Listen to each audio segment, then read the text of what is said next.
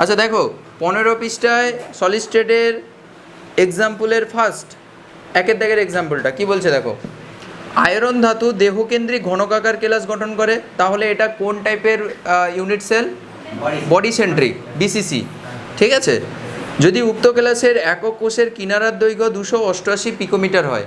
কি বলেছে যে উক্ত কেলাসের একক কোষের কিনারার দৈর্ঘ্য মানে কোনটা বলেছে বলো তো? একক কোষের কিনারার দৈর্ঘ্য বলতে এর মান বলেছে কত গো? 288 পিকোমিটার। ঠিক আছে, আচ্ছা তবে আয়রনের ঘনত্ব ডেনসিটি বের করতে বলেছে, মানে রো বের করতে বলেছে, রো সমান জিজ্ঞাসা ছিল। তাহলে তুমি কি করবে? তাহলে আয়রনের পারমাণবিক ভর দেওয়া আছে, এম দেওয়া আছে কত গো? 55.85 এটা দেওয়া আছে। এটা অবশ্যই কি গ্রাম পার মোলে দেওয়া আছে। আপেক্ষিক পারমাণবিক ভর হিসাবে ধরলে ওটার ইউনিট প্লেস হবে। হ্যাঁ, আচ্ছা তাহলে তোমাকে কি বের করতে বলেছে? ডেনসিটি বের করতে বলেছে। তাহলে তুমি ফার্স্ট অ্যাপ্রোচ তোমার কি হবে? দেখো অ্যাপ্রোচটা খুব গুরুত্বপূর্ণ। তুমি আগে যেগুলো যেগুলো ডেটা দেওয়া আছে ওগুলো তুমি লিখে ফেললে প্রথমে। এরপরে কি করবে? তুমি জাস্ট ওই রিলেটেড যে ফর্মুলাটা যেটা তোমাকে বের করতে বলেছে ক্যালকুলেশনে, এখানে কি বের করতে বলেছে? রো বের করতে বলেছে। ওর ফর্মুলা কি? রো সমান তোমরা জানো, রো সমান হচ্ছে এম জেড ডিভাইডেড বাই হচ্ছে এন এ হচ্ছে অ্যাভোগাড্রো সংখ্যা ইন্টু এ কিউব। এটা হচ্ছে ফর্মুলা। কি ভূমিকা?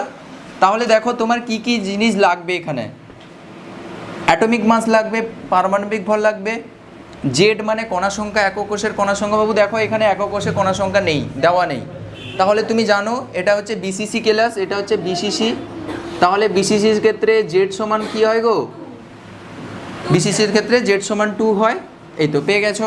তাহলে এমও জানো, জেডও জানো, এনে তো অ্যাভোগাড্রো সংখ্যা, আর এ কিউব, এ তো এখানে জানো, তার কিউব করে দেবে সুচিত্রা। ঠিক আছে, তাহলে আমি এবার ভ্যালুগুলো বসাচ্ছি। দেখো এখানে একটু খেয়াল করবে, বাড়িতে সব করতে পারবে, একটু দেখে নাও কিভাবে ইউনিটগুলোকে আমি কিভাবে হ্যান্ডেল করছি। দেখো দেখো ইউনিট না বসিয়েও তুমি ডিরেক্টলি লাস্টে একদম তুমি বসিয়ে দিতে পারো, পিকোমিটারকে সেন্টিমিটার করে গিয়ে বসিয়ে দিতে পারো গ্রাম পার সেন্টিমিটার কিউব। বাড়িতে এমনিও করতে পারো, এরকমও অনেকেই করায়, তোমরা অনেক জায়গায় দেখতে পাবে এরকম অনেকেই করায়। বাট তোমাদের আমি যেটা সাজেস্ট করেছি সবসময়ের জন্য ইউনিট নিয়েই চলবে, সবসময় ইউনিট নিয়ে চলবে। যেটা দরকার সেটা একা একাই আসবে, সে ফিজিক্স হোক আর কেমিস্ট্রি হোক। ইউনিট ফর্মুলার সঙ্গে সঙ্গে বসিয়ে বসিয়ে যাবে, একা একা আসবে, কারণ এর গুরুত্ব রয়েছে। এখন তুমি বুঝতে পারছো না, কিন্তু যখন উঁচু ক্লাসে যাবে বা হচ্ছে যখন কম্পিটিটিভ এক্সাম দেবে না, সেখানে ইউনিটগুলো ঘুরিয়ে ফিরিয়ে দেয়। তুমি তাহলে কোথায় চেঞ্জ করছো না তুমি বুঝতেই পারবে না। তুমি ডিরেক্টলি যেরকম দেওয়া আছে বসিয়ে দিয়েছো, দিয়ে একটা জায়গায় ইউনিট কনভার্ট করতে ভুলে গেছো। কি শেষে তোমাকে হয়তো চেয়েছে জুল পার মোলে, ধরো তোমার এসছে, তোমাকে কিলো জুল পার মোলে বের করতে বলেছিল, তুমি সেখানে খেয়াল করোনি, তাহলে তোমাকে সেখানে 1000 দিয়ে ভাগ করতে হতো, তুমি ডিরেক্টলি অ্যান্সার লিখিতে চলে এসছো। তো ইউনিটটা খুব ইম্পর্ট্যান্ট, মানে ইউনিটের কাছেই যত রকমের গণ্ডগোলগুলো করে।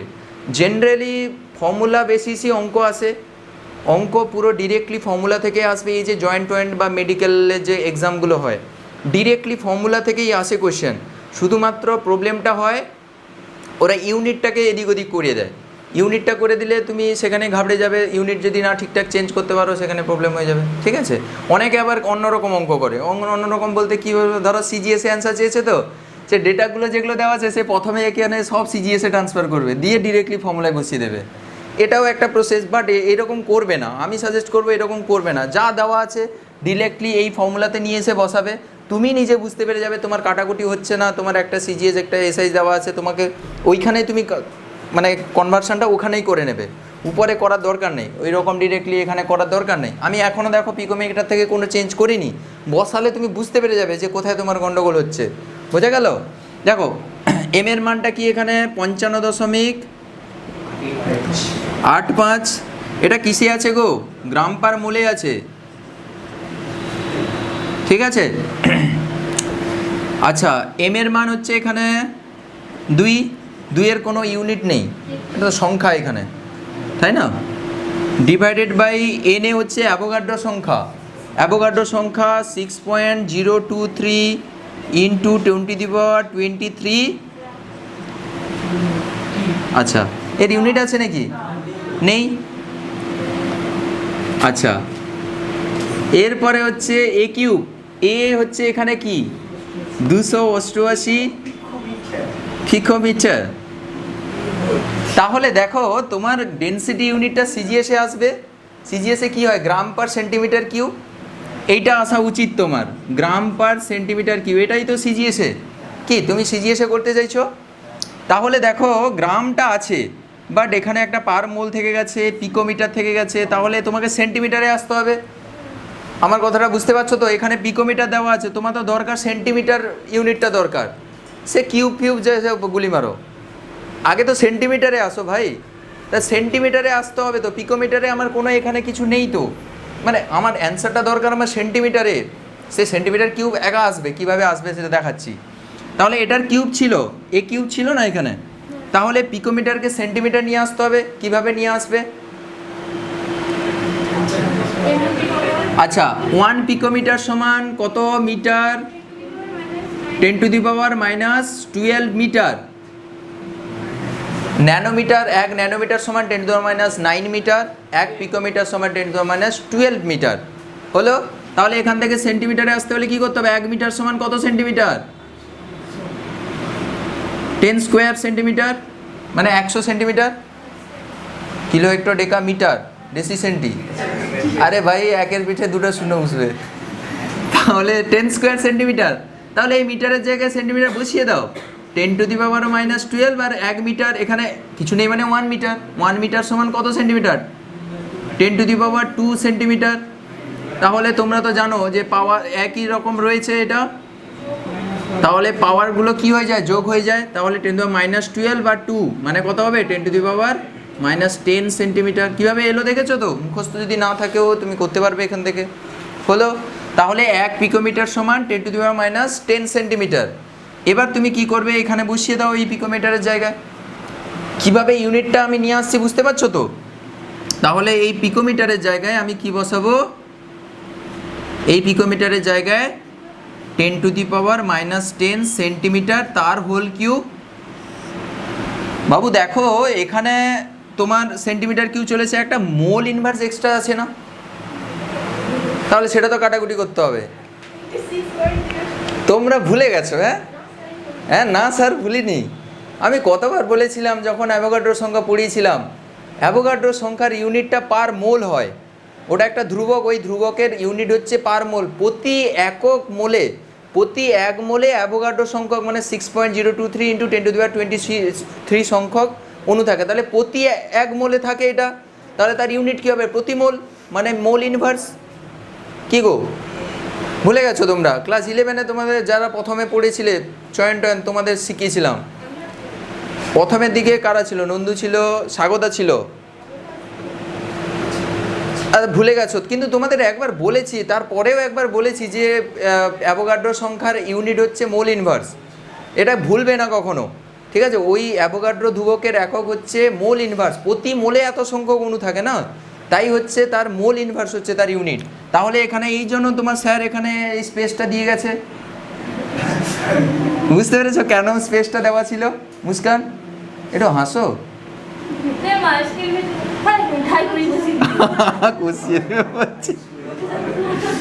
দেখো দেখো, তাহলে এর হচ্ছে মোল ইনভার্স ইউনিট। দেখো কিভাবে কাটাকুটি হচ্ছে, দেখো মোল ইনভার্স কাটলো, ঠিক আছে?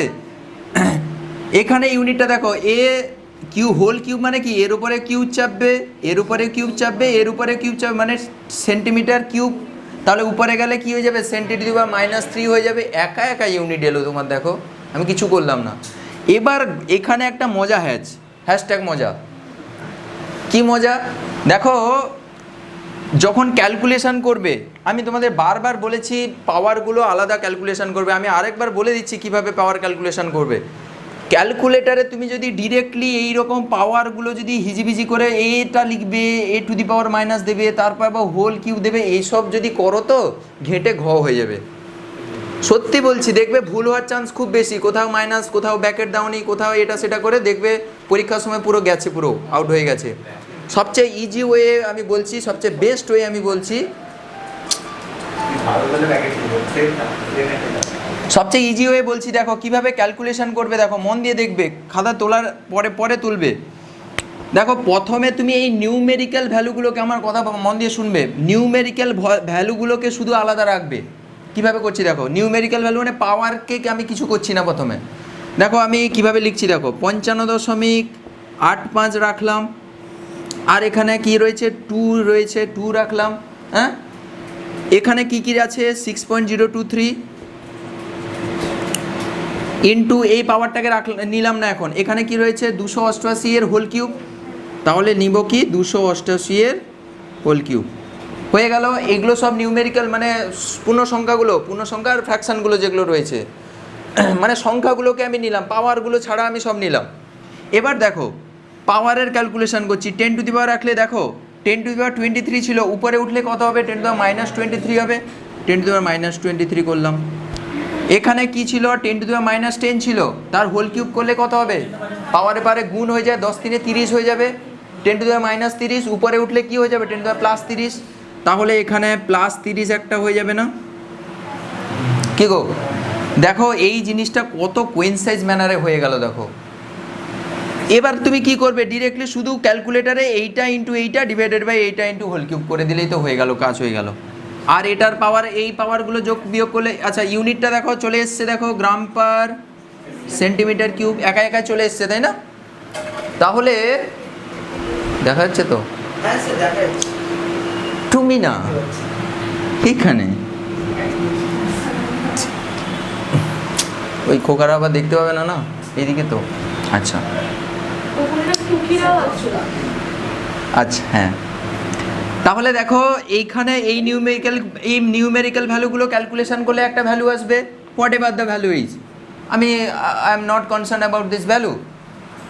এটা তো তুমি সিম্পল মাল্টিপ্লিকেশন করলে তুমি তো পেয়ে যাবে এই ভ্যালুটা। আমি পাওয়ারের আর পাওয়ার হিসাবে কি থাকবে গো, 10 টু দি পাওয়ার 30 আর 23 কত 7 থাকবে গ্রাম পার সেন্টিমিটার কিউব, ব্যাস দ্যাটস ইট, এটাই আসবে। দেখো ঠিক আছে না, এইভাবে পাওয়ার ক্যালকুলেশন করবে তুমি। ক্যালকুলেটারে যদি ডিরেক্টলি এটা মারো না সুচিত্রা, এইরকম যদি ডিরেক্টলি মারো ভুল হওয়ার প্রচুর চান্স আছে। দেখবে কোথাও ব্যাকেট দাওনি, হয়তো 10 টু দি পাওয়ার মাইনাস কোথাও দিতে ভুলে গেছো, তারপরে আবার হোল কিউব দিতে হবে, অনেক ঝামেলা আছে মধুরিমা, তাই না? তুমি তো আবার ডিরেক্টলি মারো, দেখো ভুল হয়ে যাবে। মানে এ হচ্ছে মানে যত মানে কি বলে যত হ্যাঁ হ্যাঁ যত শর্টে করতে হয়, যত শর্টে তুমি তার খাতা দেখবে কোনো জায়গায় একটা কিচ্ছু ইউনিটও লেখেনি, কিচ্ছু না, লাস্টে শুধু ইউনিটটা বসে দিয়েছে আস্তে করে।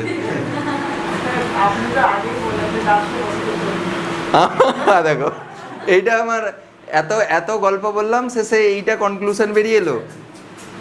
হ্যাঁ, শুধু শর্টকাট মারবে, মানে অলস, মানে কি বলবো, ভালো বা ওকে ঠিক আছে, সবাই সমান নয়, বাট ট্রাই করবে ইউনিট বসিয়ে ক্যালকুলেশন করার। জানি না অন্য সাবজেক্টে কী করো, বাট আমি যেরকম শেখাচ্ছি সেরকম শেখো, তোমাদেরই ভালো হবে, ঠিক আছে? তাহলে এই টাইপের অঙ্ক করতে পারবে তো? দেখো এই ফর্মুলা বেসিসে এরপরে যে উদাহরণটা দেওয়া আছে ওখানে কি বের করতে বলেছে বলো তো, এ বের করতে বলেছে, এইটা দেওয়া নেই, সব দেওয়া আছে। তুমি কি করবে, এটাও দেওয়া আছে, দেখবে এটা গ্রাম পার সেন্টিমিটার কিউবে দেওয়া আছে, তাহলে দেখবে কাটাকুটি হয়ে সেই সেন্টিমিটারে একা চলে আসবে। এখানে খেয়াল রাখবে যত পিকোমিটারগুলো আছে সবগুলোকে সেন্টিমিটারে করার চেষ্টা করবে, তাহলে এই রিলেশনশিপটা তুমি একটু মনে রাখবে, ঠিক আছে? এই রিলেশনটা মনে রাখলে এই পিকোমিটারের সঙ্গে জেনারেলি এগুলো পিকোমিটার আর ন্যানোমিটারে দেওয়া থাকে, ওগুলো ক্ষুদ্রতম ইউনিট। হ্যাঁ, তাহলে এই রিলেশনগুলো জানলে তুমি এই দুটো রিলেশন লিখে রাখো তো, 1 পিকোমিটার সমান 10 টু দি পাওয়ার -12 মিটার, আর 1 ন্যানোমিটার সমান 10 টু দি পাওয়ার -9 মিটার।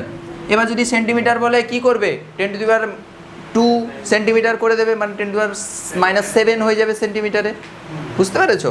তাহলে এই দুটো রিলেশন একটু খেয়াল রাখবে, দিলে তোমার পরে যদি লাগে এখান থেকে ইউজ করবে।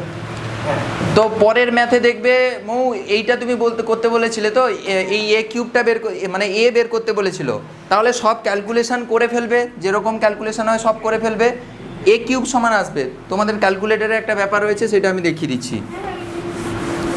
তাহলে তোমাকে নেক্সট ম্যাথে যেটা 2 নম্বর এক্সাম্পলে সব দেওয়া আছে, শুধু এটা বের করতে বলেছে সেন্টিমিটারে, তাহলে এ কিউব সমান তোমার কি হবে, mz divided by na into rho, এটা সব হয়ে যাবে।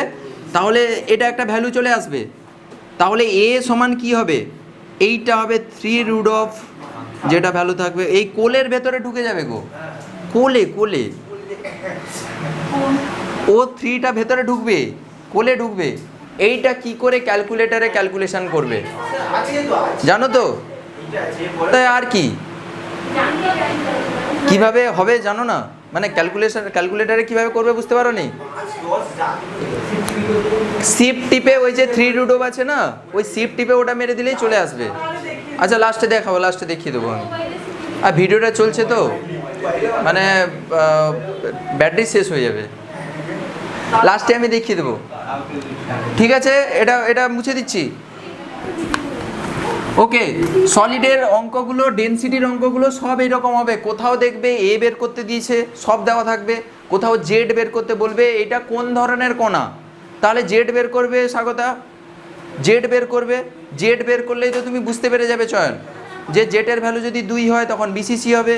তোমাকে এরকমও কোশ্চেন দিতে পারে, সব দিয়ে দিবে ডেটাগুলো, দিয়ে বলবে এটা কোন ধরনের একক কোষ। তাহলে জেড বের করবে, জেড যদি 1 হয় তখন হবে সেটা কি সিম্পল কিউব। আর জেড যদি 2 হয় তাহলে হচ্ছে বিসিসি, জেড যদি 4 হয় তাহলে এফসিসি, এরকম করে তুমি বলে দেবে। তো এই 3 ধরনের অঙ্ক এখান থেকে হতে পারে। ঠিক আছে, ওকে। এতে আসো, কেমিক্যাল কাইনেটিক্সে এসো।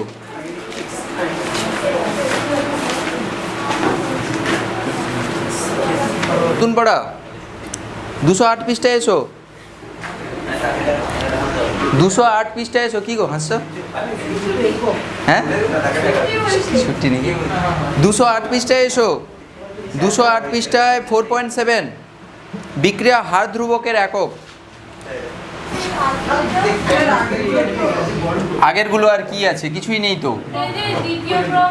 আরে ওগুলো কিছু নয়, ওগুলো উদাহরণ দেওয়া আছে। বলছে যদি বিক্রিয়কের হয়ে গেছিল ওগুলো, হ্যাঁ হয়ে গেছিল তো ওগুলো। এগুলো তো বলেছিলাম তো, যে বিক্রিয়কের গাঢ়ত্বের প্রথম ঘাতের যদি সমানুপাতিক হয় প্রথম ক্রমের বিক্রিয়া, দ্বিতীয় ঘাতের যদি সমানুপাতিক হয় দ্বিতীয় ক্রমের বিক্রিয়া, পাওয়ারের তৃতীয় বিক্রিয়কের গাঢ়ত্বে ত্রিঘাতের যদি সমানুপাতিক হয় তখন থার্ড অর্ডার রিয়াকশন। এগুলো তো বলেছিলাম। কি গো?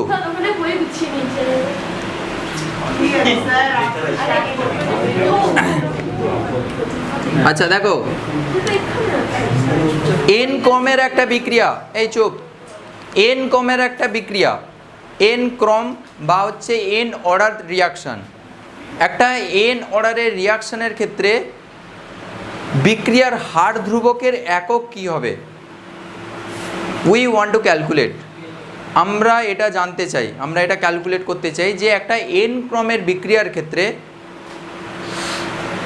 বিক্রিয়া হার ধ্রুবকের একক, মানে ছোট হাতের কে যেটা হার ধ্রুবক রেট কনস্ট্যান্ট, ওর এককটা কি হবে, এটা আমরা ডিটারমিন করতে চাই, বের করতে চাই।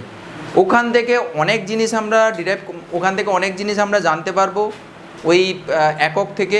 তোমরা আস্তে আস্তে করে জানতে পারবে কিভাবে ম্যাথমেটিক্যাল অ্যাপ্রোচগুলো ওখানে নিয়ে যাওয়া যায়। ওখান থেকে অনেক কিছু ক্যালকুলেশন ওখান থেকে করা যাবে। ঠিক আছে, তাহলে দেখো একটা রিয়াকশান আমি ধরে নিচ্ছি, একটা যে কোনো একটা হাইপোথেটিক্যাল রিয়াকশান, হাইপোথেটিক্যাল মানে কাল্পনিক একটা রিয়াকশানের ক্ষেত্রে রেট আমি ধরে নিচ্ছি experimental rate, R equals to ছোটো হাতের k into a to the power n. এটা কি এখানে ওই মুহূর্তে বিক্রিয়কের গাঢ়ত্ব, তোমরা তো জানো যে ওই মুহূর্তে বিক্রিয়কের গাঢ়ত্বের ওই পাওয়ারের সঙ্গে সমানুপাতিক হয়। আমি এটা একটা ধরে নিয়েছি, এটা একটা রিয়াকশানের এক্সপেরিমেন্টাল রেট ইকুয়েশন। ঠিক আছে, আমি এই বিক্রিয়ার ক্ষেত্রে মানে এই ইকুয়েশনের ক্ষেত্রে আমি এই কে বা হচ্ছে হার ধ্রুবকের একক নির্ণয় করতে চাইছি। ঠিক আছে, এইটা একটা জেনারেল ফর্ম। এই জেনারেল ফর্মটাকে যদি তুমি ঠিকঠাক করে বুঝে যাও, তুমি কোনো দিন, আমিও তো মাঝে মাঝে ভুলে যাই, বাট ভুলে গেলে আমাকে তো এইটা তুমি ভুলাতে পারবে না সাগর, এটা কি করে ভোলাবে তুমি আমায়? তাহলে এটা যদি না ভুলি তাহলে আমার ইউনিট কোনো দিনই ভুলবে না। কিন্তু যদি ইউনিট শুধু মুখস্থ করে রাখো মধুরিমা, তাহলে গয়া সব টাটা। ঠিক আছে, তাহলে কি করে আমি কেটাকে এখান থেকে বের করব? ও সৌম্যজিৎ তুমি একটু বলো তো, তাহলে ছোট হাতের ছোট্ট, ও ছোট্টু বলো, কে সমান কি হবে? R divided by a to the power n. এটা আমি বলতে পারি। কি গো, মানে এখানে মানে কথা মানে হচ্ছে যে স্যার আর এর একক ডিভাইডেড বাই এর এখানে এটা কি গো, এটা গাঢ়ত্ব আমি বলেছি তোমাদের, সক্রিয় ভর এখানে গাঢ়ত্ব হিসাবে রিপ্রেজেন্ট করতে পারি, বা এখানে আংশিক চাপ হিসাবেও রিপ্রেজেন্ট করতে পারি, এটিএম টেটিএম দিয়েও রিপ্রেজেন্ট করতে পারি। আগের দিন বলেছিলাম সক্রিয় ভর এখানে আমরা দু উপায়ে আমরা করব, যদি সলিউশনের ক্ষেত্রে হয় তখন দ্রবণের কোনো রিয়াকশনের ক্ষেত্রে ওটাকে গাঢ়ত্ব দিয়ে রিপ্রেজেন্ট করব, এটাকে থার্ড ব্র্যাকেট হবে, আর যদি কোনো গ্যাসীয় বিক্রিয়ার ক্ষেত্রে হয় তাহলে সেখানে এটা চাপ দিয়ে রিপ্রেজেন্ট করব, আংশিক চাপ। ঠিক আছে, তাহলে আলটিমেট ব্যাপার হলো এখানে আর হচ্ছে রিয়াকশানের রেটটা মানে রিয়াকশানের হারটা তুমি আগে তার এককটা জেনেছো, হারের একক তুমি বসাবে।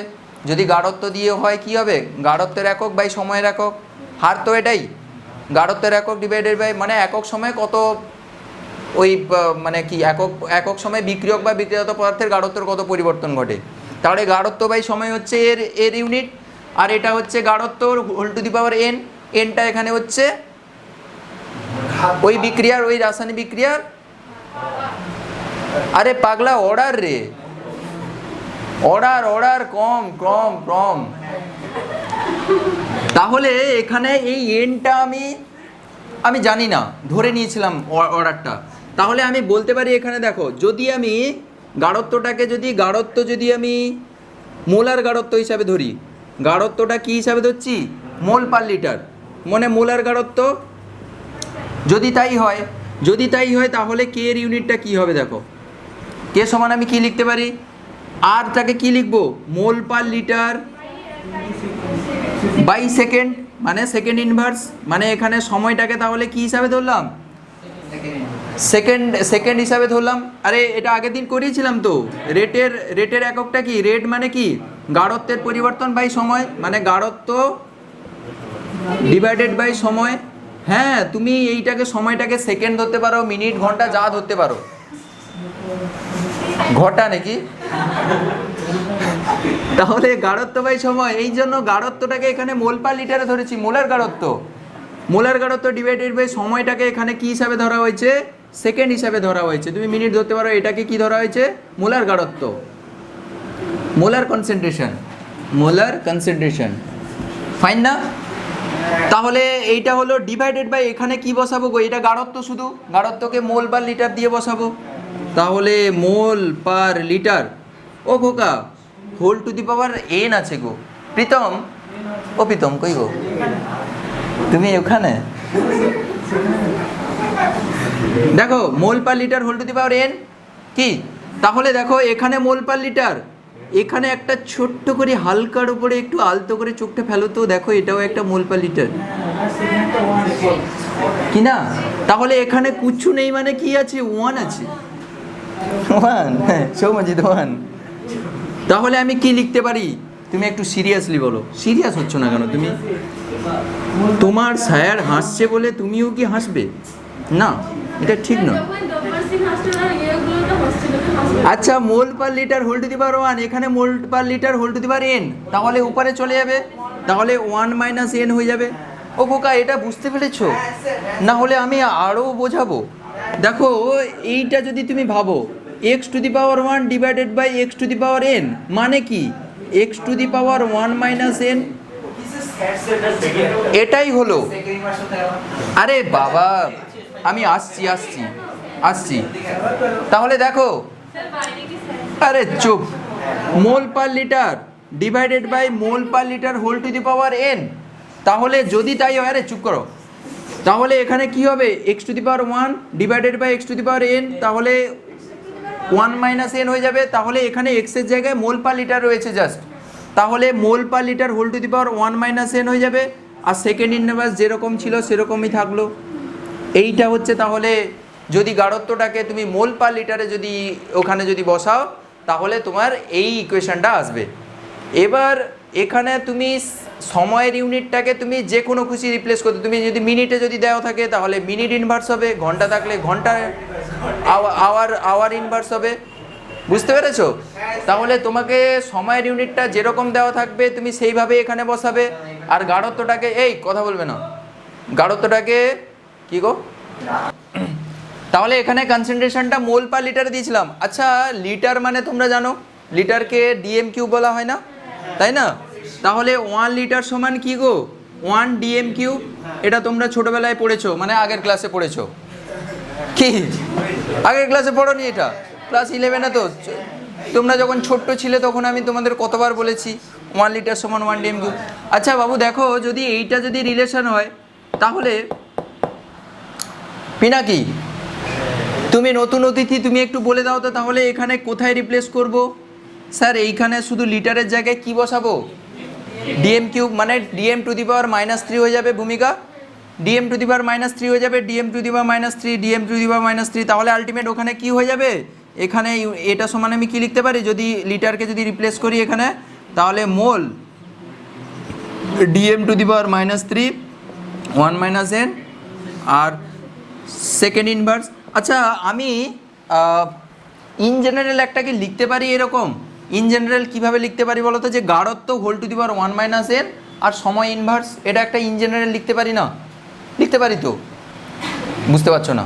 মানে এটা তো গাঢ়ত্বের একক, এটা তো গাঢ়ত্ব ছিল, তাহলে এখানে শুধু গাঢ়ত্ব লিখবো whole to the power 1 - n, আর এটা সেকেন্ড না, আরে মানে ইন জেনারেল মানে কি, যে তুমি যা দেবে তুমি সেখানে জাস্ট তোমাকে যদি গাঢ়ত্ব যদি তোমাকে যদি মোল পার ডিএম কিউতে যদি দেয় তাহলে তুমি সেটাই বসাবে, মোল পার লিটার দিলে সেটাই বসাবে, মানে গাঢ়ত্বের unit whole to the power 1 - n আর হচ্ছে সময় টু দি পাওয়ার -1, এটা হচ্ছে টোটাল।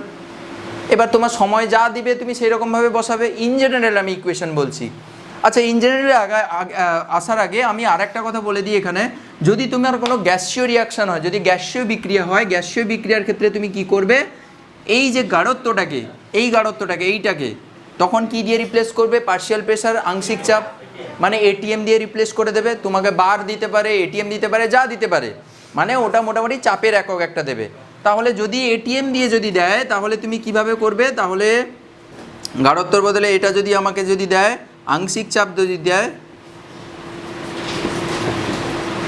মানে যদি এটিএম দিয়ে যদি দেয় তাহলে বাবু এটা কি হয়ে যাবে? কে এর ইউনিটটা তখন কি হয়ে যাবে? কে সমান কি হয়ে যাবে? এটা ATM, ATM whole to the power 1 - n আর সেকেন্ড ইনভার্স। এবার ইন জেনারেল আমি লিখছি, দেখো ইন জেনারেল আমি কি লিখতে পারি? ইন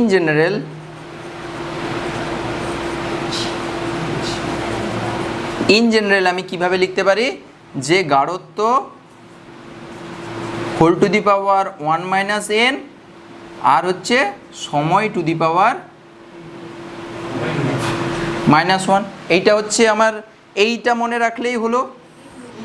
এবার ইন জেনারেল এটা তুমি গাঢ়ত্ব তুমি কখনো মোল পার লিটার বসাতে পারো, মোল পার লিটার হলে তাহলে কি জাস্ট এই জায়গাটায় শুধু এইটা রিপ্লেস করে দেবে। তুমি আংশিক চাপ দিয়ে প্রকাশ করতে পারো, এটিএমটাকে জাস্ট কি করবে এখানে বসিয়ে দেবে। আর সময় তোমাকে যা দেবে, তোমাকে কখনো যদি সেকেন্ড দেয় তাহলে সেকেন্ড বসাবে এখানে, মিনিট দিলে মিনিট বসাবে, হোয়াট এভার, কি যা খুশি দিতে পারে সেরকম বসাবে। তোমাকে যদি ডিএম কিউতে থাকে তাহলে এখানে জাস্ট লিটারের জায়গায় ডিএম কিউ করে দেবে। এর গুরুত্বটা কি? এবার খুব ইম্পর্ট্যান্ট একটা গুরুত্ব রয়েছে। বিক্রিয়ার ক্রম নির্ণয় করা যায় এই ইউনিট দেখে। কিভাবে আমরা বিক্রিয়া হার ধ্রুবক বা রেট কনস্ট্যান্টের ইউনিট দেখে কিভাবে আমরা ক্রম নির্ণয় করতে পারি সেইটা আমরা দেখব এখন। কি বললাম বুঝতে পেরেছো? কিভাবে হচ্ছে আমি দেখাচ্ছি, দেখো আমি এটা মুছে দিচ্ছি। একটা উদাহরণ নিয়ে এলে তোমরা বুঝতে পারবে। তাহলে আমাদের ইন জেনারেল ইকুয়েশনটা এখানে কি এসছে? গাঢ়ত্ব হোল টু দি পাওয়ার, বলো সবাই বলো, 1 - n সময় হোল টু দি পাওয়ার -1, এটা হচ্ছে আমার ইন জেনারেল কে এর ইউনিট, এটা ছোট হাতের কে এর ইউনিট, ফাইন। এবার আমি একটা এক্সাম্পল দিচ্ছি তোমাদের, দিলে তোমরা বুঝতে পারবে।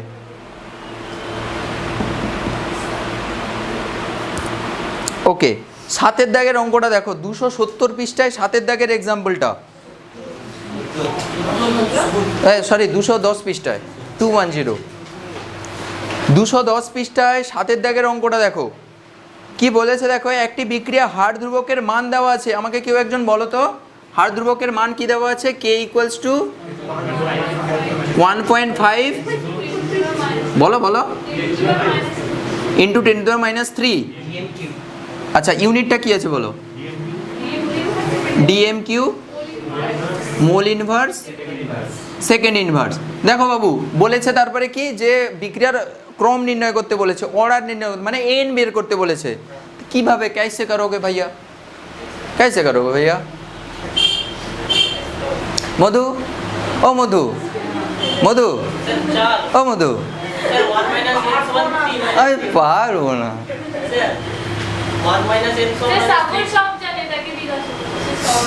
আচ্ছা সৌম্যজিৎ একটা হিন্ট দিয়েছে আমাকে, সেই হিন্ট ধরে আমি যাচ্ছি। দেখো একটু আগে তোমাদের কে এর ইউনিটটা আমি তোমাদের বের করে দেখিয়েছি ডিএম কিউতে, তাহলে এখানে মোল আছে আর ডিএম কিউ আছে, তুমি মোল আর ডিএম কিউতে কে এর ইউনিটটা তুমি যেটা জানো সেটা বের করে ফেলো। তাহলে এখানে কি লিখবে, মোল পার হচ্ছে DM to the power -3 whole to the power 1 - n, সময়টা এখানে কিসে দেওয়া আছে, সেকেন্ড। এইটা তো তোমার আসবে, তুমি যেটা জানো এটা আসবে। তুমি কি করবে এবার দেখো খোকা, যে কোনো একটার সঙ্গে সমান করবে। এটা মানে কি, এইটা মানে হচ্ছে একে ভেতরে ঢুকিয়ে নিয়ে আসো, 1 - nটাকে ভেতরে ঢোকাও, তাহলে mole to the power 1 - n dm to the power, দেখো ডিএম টু দি পাওয়ার কী হবে বলো তো, -3 ছিল, -3 × 1 - n, মানে এইটা এর সঙ্গে গুণ হয়ে যায় না। কী গো বুঝতে পারছো না? ভেঙে দেখাবো, কে বুঝতে পারছো না বলো, বুঝতে পেরেছো তো? মানে বুঝতে পারো না, এর যা পাওয়ার থাকবে এর উপরে যেটা পাওয়ার থাকবে এটা তো গুণ হয় এই পাওয়ারগুলোকে, এইটা এর সঙ্গে গুণ হয়েছে, এইটা এর সঙ্গে গুণ হবে, তাহলে এইটা হচ্ছে আর কি হলো, সেকেন্ড টু দি পাওয়ার -3 হলো, -1 হলো, ফাইন না? এবার দেখো তুমি কি করবে, যে কোনো একটা সমান করো, হয় তুমি ডিএম এর ইউনিটটা, মানে ইউনিট বলতে কি বলতে বলো, কি বলছি বলো তো, এই যে পাওয়ারটা, এই পাওয়ারটা আর এর ডিএম এর কি পাওয়ার রয়েছে, 3 রয়েছে, এই 3 সমান এইটা যদি করে দাও তাহলে কাটাকুটি করে তুমি এন এর মান বের করতে পারবে না? এটাও করতে পারো, মোলের ইউনিট, এখানে মোলের পাওয়ার কত রয়েছে, -1, এখানে মোলের পাওয়ার কত, পাওয়ার কত রয়েছে 1 - n, তাহলে এই 1 - n সমান এইটা করে দিতে পারো, এটা করলেও বেরিয়ে যাবে, যা খুশি করতে পারো। তাহলে তুমি দেখো করো, দেখো তাহলে আমি এখান থেকে এই শর্তটা সাজাতে পারি, -1 সমান 1 - n, এইটা আমি করতে পারি। তাহলে -1 সমান 1 - n, তাহলে n সমান কী হবে, এটা থেকে পারলে n সমান 2 হয়ে যাবে, তাহলে অর্ডার বেরিয়ে গেল, বিক্রিয়ার অর্ডার হচ্ছে 2। তুমি এটা দিয়েও করতে পারো, এইটা সমান এই 3 করতে পারো, এইটা একই বেরোবে দেখো।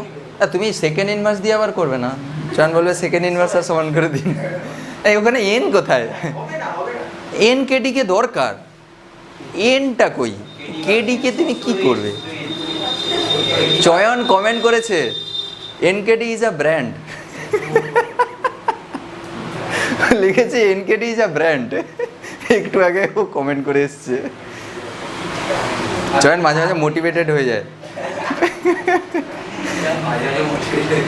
না, মাঝে মাঝে স্যারের প্রতি মোটিভেটেড হয়ে যায় বেশি, এই জন্য যখন একটু লেকচার যখন সব পড়াগুলো ভুলে যায়, যখন আমার লেকচারগুলো দেখে নেয় সব মনে পড়ে যায়, একটা মোটিভেটেড হয়ে যায়, তখন কমেন্ট করে দেয় পড়তে। এই বুঝতে পেরেছো, বেশি কথা বলবো না, আমার চার্জ শেষ হয়ে যাবে। দেখি চার্জ কত আছে রে, না না আছে চার্জ, বন্ধ হলে আমার বলবে।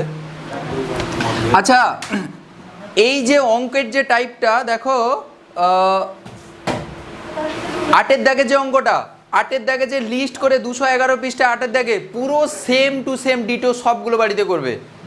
দেখো সবগুলোর ক্ষেত্রে অর্ডার ডিটারমাইন করতে বলেছে, রেড হাড় ধ্রুবকের মানটা দেওয়া আছে, মান নিয়ে আমার I don't worry about this, I don't have any issue, আমার ওই মান নিয়ে কিছু যায় আসে না, আমার ইউনিটটা সমান করতে হবে ওর সঙ্গে, বুঝতে পেরেছো? বাড়িতে এই 8-এর দাগে সব অঙ্কগুলো করবে, কে এর সব দেওয়া আছে, দেখো একটা এটিএমে দেওয়া আছে, এটিএম দেওয়া থাকলে কি সিম্পল, তুমি গাঢ়ত্বের জায়গায় এটিএম বসিয়ে দেবে, দিয়ে তুমি যেরকম করা হয় ATM two the power 1 - n second inverse করে দেবে, দিয়ে তুমি সমান করে দেবে, দিয়ে চলে আসবে। মুস্কান বুঝতে পেরেছো তো? আচ্ছা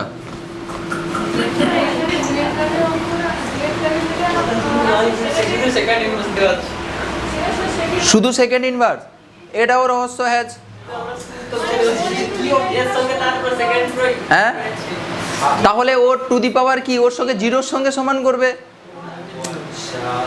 বুঝতে পেরেছো তো? ওখানে শুধু সেকেন্ড ইনভার্স, ঠিক বলেছো, একটা দেখিয়ে দিচ্ছি, কে সমান দেওয়া আছে কত 3 ইন্টু সামথিং 3 না কত একটা দেওয়া আছে, 2-এর দাগের অঙ্কটা কত আছে আটের দাগের 211 পৃষ্ঠায় আটের দাগের দুইটা 6.2 10⁻³ সেকেন্ড ইনভার্স, এইটা কে এর মান দেওয়া আছে। তাহলে এক্ষেত্রে তুমি কি করবে, অর্ডারটা কি করে বের করবে? সিম্পল, তুমি ওখানে কি করেছিলে, mole per litre whole to the power 1 - n second inverse এটা করেছিলে। তাহলে তুমি এইখানে তাহলে যেইটা পাওয়ারটা দেওয়া আছে সেটার সঙ্গে সমান করে দেবে, মানে জিরোর সঙ্গে সমান করে দেবে। এখানে এই মোল পার লিটার তো নেই, তাহলে তুমি এখানে ধরে নেবে যে ওটার সঙ্গে জিরোর সঙ্গে সমান হয়ে রয়েছে। তাহলে এটাকে তুমি ভেঙে দাও, mole to the power 1 - n litre to the power -1 into 1 - n, মানে মাইনাস দিয়ে গুণ হয়ে যাবে আর কি, আর সেকেন্ড টু দি পাওয়ার -1। তাহলে তুমি যে কোনো একটা ধরে নাও না, এখানে 1 - n, তাহলে তুমি 1 - n এখানে তো নেই। তাহলে এখানে যদি আমি ধরে নিই মোল টু দি পাওয়ার সামথিং একটা ছিল, সামথিং ছিল মানে জিরোই ছিল, মোল টু দি পাওয়ার 0 মানেই তো 1, সামথিং টু দি পাওয়ার 0 মানেই তো 1। তাহলে আমি এইটাকে জিরোর সঙ্গে সমান করে দিতে পারি, তাহলে 1 - 1 সমান 0, 1 - n সমান 0, তাহলে n সমান কি 1। সবসময়ের জন্য তুমি দেখবে ফার্স্ট অর্ডার রিয়াকশনের ক্ষেত্রে শুধুমাত্র সেকেন্ড মানে সময়ের ইনভার্সটাই ইউনিট হয়। এটা না দেখে তুমি বলতে পারো কীভাবে দেখবে, দেখো এইটা যদি কে এর ইউনিট, হ্যাঁ ফার্স্ট অর্ডার রিয়াকশন মানে কি n এর ভ্যালু 1, ফার্স্ট অর্ডার রিয়াকশন হলে n এর ভ্যালু 1 বসিয়ে দাও, দেখো n এর ভ্যালু 1 বসিয়ে দাও, 1, দেখো হোল টু দি পাওয়ার 0 হয়ে গেল। তো mole per litre whole to the power 0 মানে কি 1ই, mole per litre whole to the power 0 মানে কি সামথিং টু দি পাওয়ার 0 মানে কি 1। তো তাহলে এটা তো থাকবেই না, আর সেকেন্ড ইনভার্স পড়ে থাকবে, মানে সময়ের ইনভার্স। সময় যেই ইউনিটে থাকবে, সেকেন্ড হতে পারে, মিনিট হতে পারে, ঘন্টা হতে পারে, তারই ইনভার্স হচ্ছে ফার্স্ট অর্ডার রিয়াকশনের ক্ষেত্রে রেট কনস্ট্যান্টের ইউনিট। বুঝতে পেরেছো? তাহলে এটা হচ্ছে সবসময়ের জন্য খেয়াল রাখবে যে ফার্স্ট অর্ডার রিয়াকশনের ক্ষেত্রে সময় ইনভার্স হচ্ছে তার ইউনিট। তাহলে তুমি না দেখেও তুমি বলে দিতে পারো এটা। বুঝতে পেরেছো? আমি ক্যালকুলেশন করেই দেখালাম, ঠিক আছে? ওকে, নেক্সট হচ্ছে তোমাদের থিওরি চলছিল তো, বিক্রিয়া হার ধ্রুবকের এককটাও হয়ে গেল, এবার অঙ্ক আছে, অঙ্কগুলো থাক, আমি এপাশে আসো, থিওরিতে আসো, থিওরি 212 পৃষ্ঠায় থিওরিতে এসো। 212 পৃষ্ঠায় থিওরিতে প্রথম রয়েছে দেখো 4.8 এই টপিকটায় মৌলিক বিক্রিয়া এবং জটিল বিক্রিয়া। জানো তো আগের দিন বলা হয়েছিল কি হ্যাঁ ঠিক বলেছে, একদম সিম্পল অ্যাজ দ্যাট। যেসব বিক্রিয়া এক ধাপে সম্পন্ন হয় তাদেরকে মৌলিক বিক্রিয়া বলা হয়। বুঝতে পেরেছো? তাহলে যেসব বিক্রিয়া এক ধাপে সম্পন্ন হয় মানে কি মাল্টি স্টেপ নেই, স্টেপ 1 স্টেপ 2 স্টেপ 3 এরকম করে করে এসে তারপর শেষে যোগ করে ফাইনাল রিয়াকশন বের করানো হয়, এরকম কোনো কেস নেই। একটা স্টেপে একটাই রিয়াকশন, একটা রিয়াকশান একটাই স্টেপে হবে। ওই স্টেপ 1-এ এটা হলো, স্টেপ 2-তে আবার এটা হলো, স্টেপ 3-এ ওটা হলো, দিয়ে টোটাল যোগ করে আবার টোটাল রিয়াকশান বের করানো, এরকম হবে না। যদি এরকম হয়, যদি মাল্টি স্টেপে যদি রিয়াকশান হয় তখন তাকে জটিল বিক্রিয়া বলা হবে বা কমপ্লেক্স রিয়াকশান। আর মৌলিক বিক্রিয়ার ইংরেজিটা কি? Elementary reaction. এলিমেন্টারি রিয়াকশান মানে হচ্ছে মৌলিক বিক্রিয়া, আর কমপ্লেক্স রিয়াকশান মানে হচ্ছে জটিল বিক্রিয়া। যেসব বিক্রিয়া একাধিক ধাপে সম্পন্ন হবে তাকে বলা হচ্ছে কমপ্লেক্স রিয়াকশান বা হচ্ছে জটিল বিক্রিয়া। তো এখানে তোমাদের বেসিক্যালি মৌলিক বিক্রিয়া সম্বন্ধে একটু ডিসকাশন রয়েছে, খুব ইম্পর্টেন্ট কিছু অ্যাসপেক্ট রয়েছে যেগুলো তোমাদের এক্সাম পারপাসে খুব ইম্পর্টেন্ট, খুব ভেরি ভেরি ইম্পর্টেন্ট। এখানে দেখবে এক লাইন অন্তর অন্তর করে স্টার মারা আছে, ঠিক আছে? তো ওইটা আমরা আস্তে আস্তে করে ডিসকাস করব, ওই মৌলিক বিক্রিয়ার কথাগুলো। আচ্ছা, তাহলে মৌলিক বিক্রিয়া হলো, মৌলিক বিক্রিয়াটা সংজ্ঞা করবে, পরীক্ষার জন্য সংজ্ঞাটা করবে, ঠিক আছে? জটিল বিক্রিয়ার সংজ্ঞা আর কী করছে, যেসব বিক্রিয়া এক ধাপে সম্পন্ন হয়ে থাকে সংজ্ঞা বলে কি আছে, হ্যাঁ? আচ্ছা, নেক্সট হচ্ছে দেখো বিক্রিয়ার আণবিকতা, খুব ইম্পর্টেন্ট, ভেরি ভেরি ইম্পর্টেন্ট বিক্রিয়া আণবিকতা। একটা জিনিস পড়ে আগের দিন আমি হালকা ব্রিফ আইডিয়া দিয়েছিলাম যে ক্রম আর আণবিকতা এরকম দুটো জিনিস থাকবে, ওদের পার্থক্য পরীক্ষায় সবসময় আসে। আণবিকতা বা হচ্ছে মলিকুলারিটি অফ এ রিয়াকশন, আণবিকতা বা হচ্ছে মলিকুলারিটি অফ আ কেমিক্যাল রিয়াকশন, রিয়াকশানের বা রাসায়নিক বিক্রিয়ার আণবিকতা জিনিসটা কি।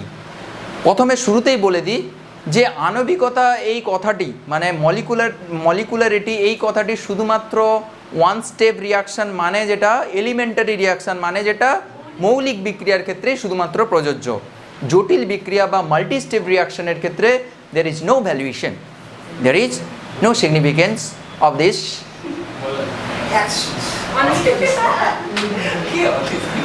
আণবিকতা। মলিকুলারিটির কোনো এক্সিস্টেন্স নেই, কোনো সিগনিফিকেন্স নেই মাল্টি স্টেপ রিয়াকশনের ক্ষেত্রে, জটিল বিক্রিয়ার ক্ষেত্রে, ঠিক আছে। এটা শুধুমাত্র মৌলিক বিক্রিয়ার ক্ষেত্রে এটা প্রযোজ্য, এটা যেন খেয়াল থাকে। জিনিসটা কি একদম আসান ভাষা में বলছি, কোনো মৌলিক বিক্রিয়ার ক্ষেত্রে ও মৌলিক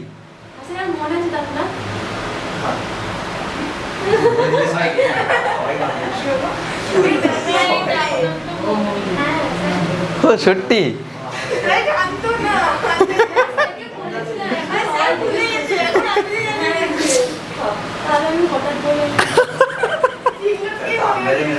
ও তোমার নাম মৌলি তো হ্যাঁ দেখেছো, এগুলো মাঝে মাঝে হ্যাশট্যাগ আইডিয়াতে চলে আসে। আচ্ছা দেখো, দেখেছো দেখেছো ফ্রিকোয়েন্সিটা কোন লেভেলে ম্যাচ করছে। আচ্ছা শোনো, আণবিকতা বা হচ্ছে মলিকুলারিটি কি জিনিস, তাহলে প্রথমে বললাম যে এটা হচ্ছে শুধুমাত্র মৌলিক বিক্রিয়ার ক্ষেত্রে প্রযোজ্য। জিনিসটা কি একবার শুনে নাও। কোনো মৌলিক বিক্রিয়ার ক্ষেত্রে বা ওয়ান স্টেপ রিয়াকশনের ক্ষেত্রে, সিঙ্গেল স্টেপ রিয়াকশন বা ওয়ান স্টেপ রিয়াকশন মানেই মৌলিক বিক্রিয়া। কোনো মৌলিক বিক্রিয়ার ক্ষেত্রে যতগুলো বিক্রিয়কের অণু, পরমাণু, আয়ন বা মুক্তমূলক অংশগ্রহণ করে, যতগুলো বিক্রিয়ক অণু হতে পারে, পরমাণু হতে পারে, আয়ন হতে পারে, মুক্তমূলক হতে পারে, যতগুলো টেকপার্ট করবে সেই সংখ্যাগুলো যোগফল হচ্ছে ওর আণবিকতা। কথাটা মাথায় ঢুকলো? কি বললাম বুঝতে পেরেছো? যতগুলো অণু, পরমাণু, আয়ন যতগুলো হচ্ছে রিয়াকশানে টেকপার্ট করে অবশ্যই মৌলিক বিক্রিয়ার ক্ষেত্রে, সেই সংখ্যাটাকে বলা হচ্ছে ওই বিক্রিয়ার আণবিকতা। আণবিকতা বাবু কখনো পূর্ণ সংখ্যা ছাড়া আর কিছু হবে না, কখনো ফ্র্যাকশন হবে না, দশমিক হবে না। আরে কণা সংখ্যা কী রে, কেন দশমিক হবে? হ্যাঁ পূর্ণ সংখ্যা হবে সব সময়ের জন্য, পূর্ণ সংখ্যা হবে। আণবিকতা কখনো নেগেটিভও হবে না, কখনো ফ্র্যাকশনও হবে না। যেটা হয়েছিল কার ক্ষেত্রে? অর্ডারের ক্ষেত্রে। ওর ক্ষেত্রে ভগ্নাংশ হয়েছিল, অর্ডারের ক্ষেত্রে, ক্রমের ক্ষেত্রে নেগেটিভ মান হয়েছিল, ভগ্নাংশ হয়েছিল, তাই না? তাহলে এর ক্ষেত্রে ওটা হবে না। বোঝা গেল? আচ্ছা আর একটা জিনিস এই বেসিক পার্থক্য আর একটু বলে দিই। ক্রম আর আণবিকতার যে বেসিক পার্থক্যটা দেখো, আণবিকতা যে এই যে জিনিসটা, এই যে কনসেপ্টটা, এটা হচ্ছে পুরোপুরি থিওরিটিক্যাল কনসেপ্ট। থিওরিটিক্যাল কনসেপ্ট কেন? কারণ তুমি মৌলিক বিক্রিয়া দেখলেই তো তুমি বলে দিতে পারবে, রিয়াকশনটা দেখেই বলে দিতে পারবে কতগুলো অণু পরমাণু টেকপার্ট করছে, ওটা দেখেই তো বলে দিতে পারবে এর আণবিকতা কত হবে। কিন্তু তুমি কখনো ক্রম কোনোদিন ভূমিকা বের করতে পারবে? দেখে তুমি বের করতে পারবে? পারবে না। তোমাকে এক্সপেরিমেন্টাল রেড ইকুয়েশন দরকার। কি গো? তাহলে ওটা একটা এক্সপেরিমেন্টাল অ্যাপ্রোচ, এক্সপেরিমেন্টাল ভ্যালু, এটা হচ্ছে থিওরিটিক্যাল ভ্যালু। থিওরিটিক্যাল অ্যাপ্রোচের মাধ্যমে এটা বের করানো হচ্ছে। বুঝতে পেরেছো? আচ্ছা তাহলে আণবিকতার সংজ্ঞাটাও করবে, ক্রমের সংজ্ঞা, আণবিকতার সংজ্ঞা, মৌলিক বিক্রিয়ার সংজ্ঞা, এগুলো সংজ্ঞাগুলো করবে। আচ্ছা এরপরে হচ্ছে বিভিন্ন রকম আণবিক বিক্রিয়ার সংজ্ঞাগুলো রয়েছে। সিম্পল ব্যাপার, যদি বিক্রিয়ক পদার্থ অংশগ্রহণ করে তখন এক আণবিক বিক্রিয়া বলা হবে বা ইউনিমলিকুলার রিয়াকশন বলা হবে। যদি দুটো বিক্রিয়ক অণু অংশগ্রহণ করে বাইমলিকুলার, তারপরে তিনটে হলে ট্রাইমলিকুলার বলা হবে। ঠিক আছে, আণবিকতার এইভাবে ক্লাসিফিকেশন করা যায় যে এক আণবিক বিক্রিয়া, দ্বি আণবিক বিক্রিয়া আর হচ্ছে ত্রি আণবিক বিক্রিয়া। উদাহরণগুলো দেওয়া আছে, এগুলো লাগবে না, পরীক্ষায় আসবে না এইসব জিনিসগুলো। ঠিক আছে। আচ্ছা তারপরে একটা বক্সের ভেতরে একটা জিনিস দেওয়া আছে, একটা কনসেপচুয়াল জিনিস, পরীক্ষা হয়তো কখনো আসবে না। বলছে যে ত্রি আণবিক বিক্রিয়া, মন দিয়ে শুনবে, ত্রি আণবিক বিক্রিয়াগুলো হচ্ছে খুব রেয়ার। কেন? ত্রিআণবিক মানে তিনটা পার্টিকেল রিয়াকশন করছে, বুঝতে পারছো? দেখো আমি জিনিসটার এক্সপ্লেনেশন দিচ্ছি, যে জেনারেলি বলছে যে ত্রিআণবিক বিক্রিয়াগুলো হচ্ছে জেনারেলি রেয়ার হয়, হ্যাঁ, এবং ওদের তাৎপর্য বেশি নেই, এটা বলা চলে। তার কারণটা কি? দেখো, একটা দ্বিআণবিক বিক্রিয়া আর একটা ত্রিআণবিক বিক্রিয়া আমি কনসিডার করছি, হ্যাঁ, আমি ধরে নিচ্ছি যে দ্বিআণবিক বিক্রিয়াতে কে কে রয়েছে? এ আর বি রয়েছে, হ্যাঁ, আর ত্রিআণবিক বিক্রিয়াতে রয়েছে কি? আচ্ছা, দুটো এ রয়েছে, একটা বি ধরো রয়েছে, এখানে একটা এ একটা বি, এখানে দুটো এ একটা বি, এখানে দুটো, এখানে একটা, টোটাল তিনটে বিক্রিয়ক তো দিয়ে তারা প্রোডাক্ট দিচ্ছে, এও প্রোডাক্ট দিচ্ছে। আমি যোগটা সামনেতে তুলে নিলাম, ঠিক আছে, এরকম ছিল, তুলে নিলাম। তাহলে রিয়াকশান থেকে যখন প্রোডাক্ট প্রডিউস হয়, তোমাদের আগেও বলেছি যে অ্যাকচুয়ালি তারা সংঘর্ষে প্রথমে লিপ্ত হবে, মলিকুলার কলিউশন হবে, গো, কলিউশন না হলে প্রোডাক্ট কোত্থেকে পাবে? কি সাগর? আগে কাছাকাছি আসবে, এসে তারপরে ওরা পাশাপাশি এসে মিলিত হবে, সংঘর্ষে লিপ্ত হবে, তারপরে তারা ভাঙা গড়ার খেলা খেলবে, তারপরে তারা বিক্রিয়াজাত পদার্থ তৈরি করবে, তারা প্রোডাক্ট ফর্মেশন করবে, তারা প্রোডাক্ট তৈরি করবে। কি গো চয়ন? তাহলে আগে তো কাছাকাছি এসে ওদেরকে সংঘর্ষে লিপ্ত হতে হবে, কি না? তাহলে দেখো, যদি সংঘর্ষ ওদের ঘটাতে হয়, প্রবাবিলিটি আমি সাজাচ্ছি। দেখো, এই এ কে আমি একটু ভেঙে দিচ্ছি, 2a ছিল, এ করে দিলাম। দেখো, যত তারা নিজেদের মধ্যে কলিশনের প্রবাবিলিটিটা বাড়াবে, আমি সিম্পল ঘরোয়া ভাষায় বোঝাচ্ছি এটা,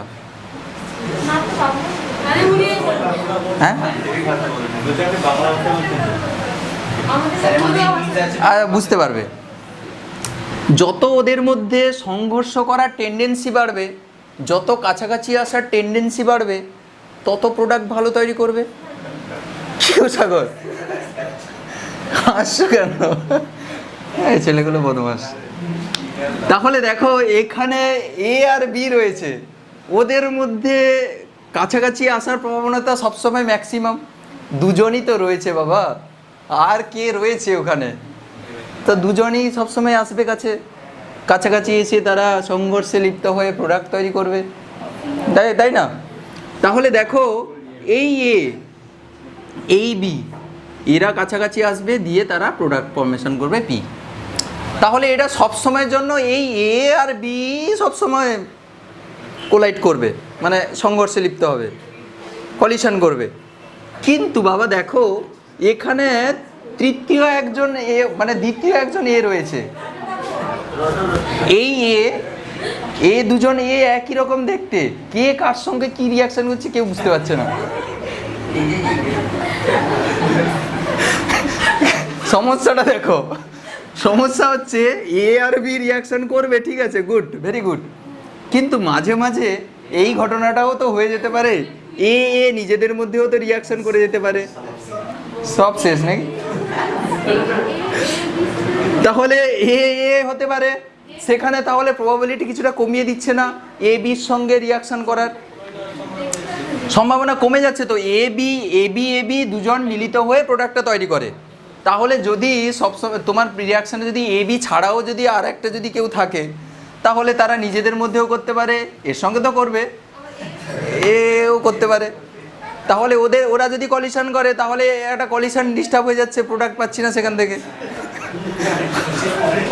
ওটা মিসলিডিং কলিশন হচ্ছে, মানে ওই কলিশন কোনো কাজ দিচ্ছে না, দেবে কি করে? নিজেদের মধ্যে শুধু করছে কলিশন। বুঝতে পেরেছো? এটা নিয়ে কারোর কোনো দ্বিমত নেই। তাহলে এই জন্য বলছে যে ত্রিআণবিক বিক্রিয়া থেকে দ্বিআণবিক বিক্রিয়া ভালো, সেখানে প্রোডাক্টটা ভালো পাওয়া যাবে, দুজন তো। বুঝতে পেরেছো?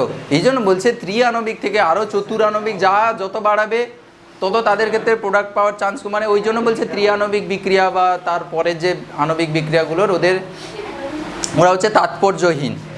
বুঝতে পেরেছো? হ্যাঁ, এক আণবিক বিক্রিয়া হয়। এক আণবিক বিক্রিয়া ধরো কোনো সাইক্লিক কম্পাউন্ডের রিং ওপেনিং হবে, না একা একা রিয়াকশন করতে পারে, না পারার কি আছে। তোমার রিয়েজেন্ট আসবে, রিয়েজেন্ট এসে রিয়াক্ট্যান্টকে ধাক্কা মারবে, তো একা নয়, এই পৃথিবীতে একা নেই তুমি। তোমার পাশাপাশি অনেক নিউক্লিওফাইল রয়েছে, এগুলো সব পড়ানো হবে অর্গানিকে। যে কেউ এসে আঘাত করে দিলেই তো প্রোডাক্ট। এখানে একটা ওয়েজ ধরো এসে মেরে দিল, হ্যাঁ প্রোডাক্ট।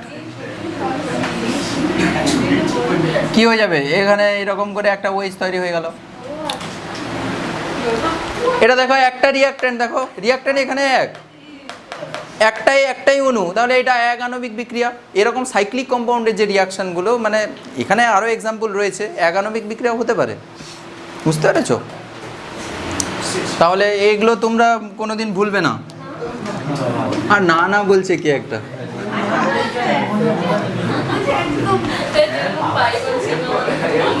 হ্যাঁ হ্যাঁ এইগুলো মনে থাকবে, কেমিস্ট্রির অ্যাপ্লিকেশন না এগুলো, স্কিনিং এফেক্ট। তবে ওই ভিডিওটা সেরা ছিল, এক্সপ্লেনেশনটা খুব ভালো ছিল। এনকেডি স্যার বলে কেমিস্ট্রি এরকম, বাট অ্যাকচুয়ালি কেমিস্ট্রি হচ্ছে ওই রকম, মানে সাহস দেখাবে, যাও যাও কোনো কিছু নেই, তারপরে ওখানে ঠিক পাটা দিয়ে দিবে, তারপরে গয়া তুই তো গয়া, ডুবে গেছে। এই এক্সপ্লেনেশনটা ভালো ছিল তো, হ্যাঁ প্রপার এক্সপ্লেনেশন ছিল।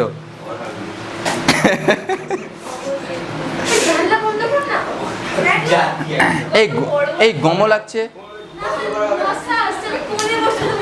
আচ্ছা এবার শান্ত হো, এত এক্সাইটেড হয়ে যাও না। মশাগুলো তোমাদের দেখে এক্সাইটেড হয়ে যাচ্ছে। চুপ চুপ চুপ চুপ চুপ চুপ চুপ চুপ চুপ।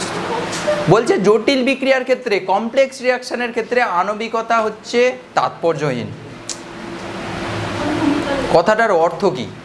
জটিল বিক্রিয়া, আরেকবার বলছি, জটিল বিক্রিয়ার ক্ষেত্রে, জটিল বিক্রিয়া মানে কি গো? মাল্টিস্টেপ রিয়াকশন। মাল্টিস্টেপ রিয়াকশনের ক্ষেত্রে বলছে আণবিকতা হচ্ছে তাৎপর্যহীন। তার কারণ কি? দেখো মৌলিক বিক্রিয়ার ক্ষেত্রে তুমি অলওয়েজ বলতে পারবে যে এর আণবিকতা কেমন হবে, কারণ ওয়ান স্টেপের রিয়াকশন হচ্ছে তুমি বিক্রিয়কের সংখ্যা, কণা বলতে অনুপরমাণু, আয়ন বা মুক্তমূলক, তাদের সংখ্যা তুমি টোটাল করে তুমি বলে দিতে পারবে ওর মলিকুলারিটি কত, আণবিকতা কত, হ্যাঁ। কিন্তু যখন মাল্টি স্টেপ রিয়াকশান আসবে তখন সেগুলো তো অনেকগুলো স্টেপের রিয়াকশান হবে। মানে কীরকম হবে, এ প্লাস বি থেকে সি প্লাস ডি হলো, তারপরে হয়তো সি প্লাস ই থেকে হলো এ প্লাস জি, এরকম করে পরপর অনেকগুলো স্টেপের রিয়াকশান হচ্ছে। তাহলে তুমি কি ওখানে ওভারঅল ওই রিয়াকশানের আণবিকতা বলতে পারবে যে সবগুলোকে যোগ করে দাও দিয়ে একটা ওভারঅল রিয়াকশান আসবে? তুমি কি তার ক্ষেত্রে বলতে পারবে যে এই টোটাল বিক্রিয়ার ক্ষেত্রে আণবিকতা এটা? পারবে না, মাল্টি স্টেপের রিয়াকশান হচ্ছে তো, তাই না? তাহলে যখন তুমি দেখবে মাল্টি স্টেপ রিয়াকশানের ক্ষেত্রে আমরা কনসিডার করব, তখন সেসব ক্ষেত্রে ওভারঅল মানে সামগ্রিক বিক্রিয়ার তুমি কোনো আণবিকতা পাবে না। তাহলে সেক্ষেত্রে আণবিকতা কিভাবে বলবো? এইভাবে বলবো, তোমাকে এইভাবে বলতে হবে যে স্যার এইটা হচ্ছে ফার্স্ট স্টেপ ছিল, এটা হচ্ছে সেকেন্ড স্টেপ ছিল। তোমাকে এইভাবে বলতে হবে যদি আণবিকতা জিজ্ঞাসা করে, স্যার এই রিয়াকশানের ফার্স্ট স্টেপের আণবিকতা হচ্ছে এখানে 2, এখানে 2 কেন বুঝতে পেরেছো? একটা এ একটা বি, 2। সেকেন্ড স্টেপের আণবিকতা হচ্ছে 2, থার্ড স্টেপ থাকলে এরকমভাবে ক্যালকুলেট করে বলবে, যোগ করে বলবে। তাহলে এক্ষেত্রে জটিল বিক্রিয়ার ক্ষেত্রে প্রত্যেকটা স্টেপের জন্য, প্রত্যেকটা ধাপের জন্য আলাদা আলাদা করে আণবিকতা এক্সিস্ট করবে, আণবিকতা থাকবে। ওভারঅল তুমি টোটাল একটা আণবিকতা পাবে না। আমার কথাটা কি বুঝতে পেরেছো তো? প্রত্যেক স্টেপের জন্য এখানে আণবিকতা তুমি পাবে, ঠিক আছে? এখানে একটা উদাহরণ তোমাদের দেখাই, দিলে তোমরা আমার কথা হয়তো বিশ্বাস করছো না।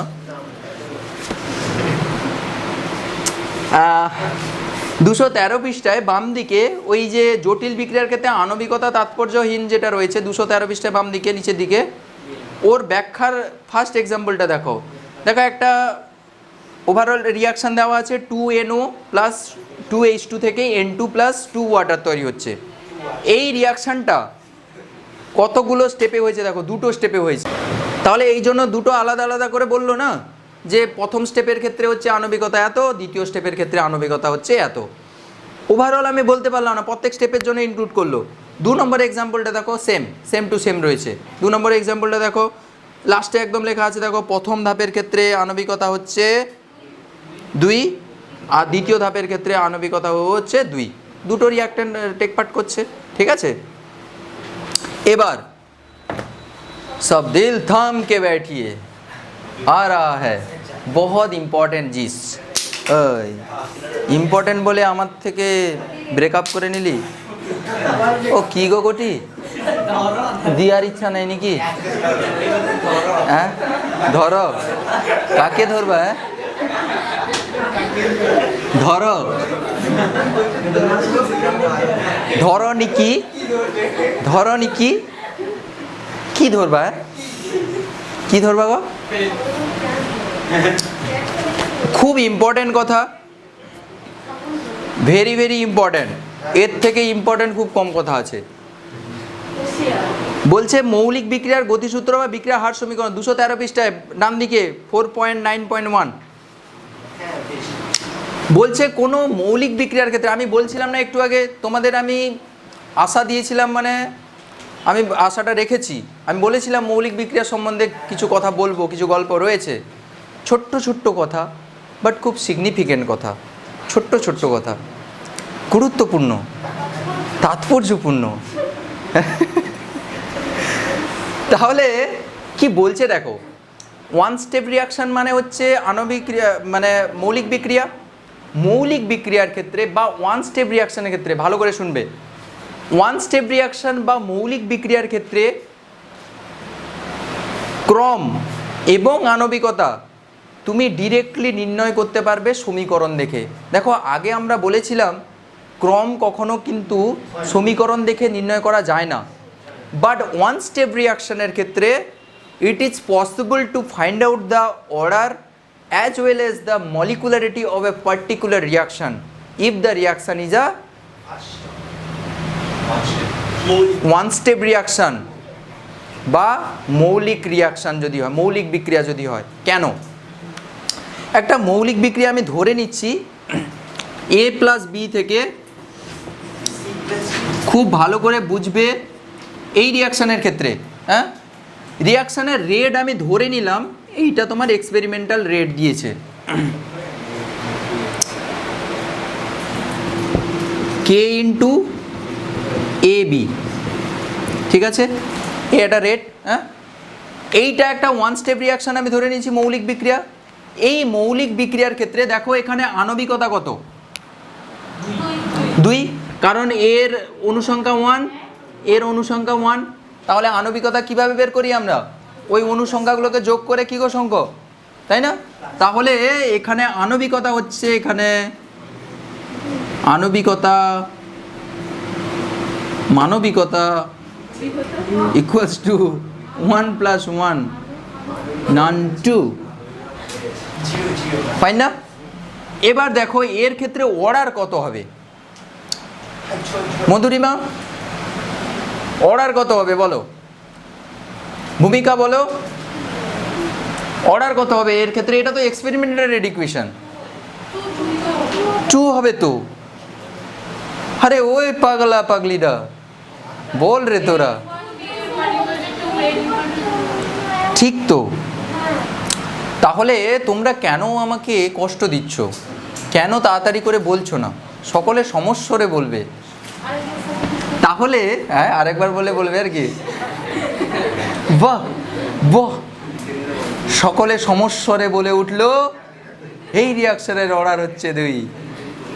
তাহলে দেখো এর ক্ষেত্রে অর্ডারটা দেখো, এটার কিছু নেই মানে 1, এখানে 1, তাহলে সামগ্রিক বিক্রিয়ার ক্রমটা কত হবে? সামগ্রিক ক্রম বের করতে হলে কি করতে হয়? ওর ক্রমগুলোকে যোগ করে দিতে হয়। তাহলে এখানে ক্রম হচ্ছে সামগ্রিক ক্রম, হলো সামগ্রিক ক্রম অবশ্যই ইকুয়ালস টু কত হবে? 1 + 1 মানে হচ্ছে 2। দেখো দুটো একই হলো। দেখো সবসময়ের জন্য ওয়ান স্টেপ রিয়াকশানের ক্ষেত্রে এইখানে যেটা থাকবে, এইখানে যেটা থাকবে সবসময়ের জন্য এর পাওয়ারে সেটাই আসবে, একমাত্র মৌলিক বিক্রিয়ার ক্ষেত্রে এটা প্রযোজ্য। তাহলে এর ক্ষেত্রে তুমি সমীকরণ দেখে টোটাল ইয়েও সাজাতে পারো, মানে এক্সপেরিমেন্টাল রেট। এক্সপেরিমেন্টাল রেটগুলো আগের ক্ষেত্রে আমরা কিভাবে বের করেছিলাম, আমরা পরীক্ষা নিরীক্ষার মাধ্যমে বের করেছিলাম। কিন্তু মৌলিক বিক্রিয়ার ক্ষেত্রে চয়ন তোমার এক্সপেরিমেন্ট লাগবেই না, এইখান থেকে দেখেই তুমি বের করে দিতে পারবে ওর এক্সপেরিমেন্টাল রেটটা কি। তাহলে ওর ক্ষেত্রে সবসময়ের জন্য থিওরিটিকে মানে তুমি ইকুয়েশন দেখেই তুমি বের করে দিতে পারবে ওর এক্সপেরিমেন্টাল রেটটা কি হবে। আমার কথাটা কি বোঝা যাচ্ছে তো? তুমি দেখেই বলে দিতে পারবে। ধরো আর একটা তুমি মৌলিক বিক্রিয়া ধরে নাও, ধরো 2A + 3B = প্রোডাক্ট P ধরো তৈরি হচ্ছে। এটা একটা মৌলিক বিক্রিয়া, আমি তোমাকে বলে দিলাম এটা একটা মৌলিক বিক্রিয়া। এর ক্ষেত্রে তুমি বলো রেট ইকুয়েশন কি হবে, R = K × A2 হবে, B2 কি হবে 3 হবে। Very good. কারণ এটা তো মৌলিক বিক্রিয়া বলেছি মানে সবসময়ের জন্য এই পাওয়ার এখানে আসবে, এই পাওয়ার সবসময় এখানে আসবে।